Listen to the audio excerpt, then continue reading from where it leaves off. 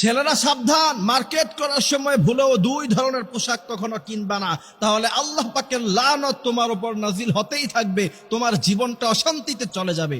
অথচ আমি আজকে দেখি ডানে বামে তাকালে ছেলেদেরকে দেখতে পাই ওই দুই ধরনের পোশাক ছেলেরা সবচেয়ে বেশি কিনে। এই জন্য আমার কাছে তো প্রত্যেকের কাছে গিয়ে গিয়ে এগুলো বর্ণনা করা সম্ভব না, প্রত্যেকের কাছে গিয়ে গিয়ে দাওয়াতি কাজ করা আমার পক্ষে সম্ভব না, কারণ আমার ব্যস্ততা থাকে। এই কারণে আমি আজকের এই আলোচনায় বলছি, যত ছেলেবেলার ইয়াং ছেলেবেলাদের ভিডিও সামনে যাবে প্রত্যেককে নিজেরা কান দিয়ে শুনতে হবে এবং অন্যজনকে আদাল্লু আলাল খাইরি কাফাইলিহি, অন্যজনকে শোনার আহ্বান করতে হবে, শেয়ার করতে হবে, অবশ্যই অন্যজনের কাছে পৌঁছাইতে হবে। তার কারণ হচ্ছে আল্লাহর হাবিব বলছেন, বাল্লিগু আন্নি ওয়ালাউ আয়া, আমার পক্ষ থেকে একটি বাণী হলেও সেটা মানুষের কাছে তোমরা পৌঁছিয়ে দাও।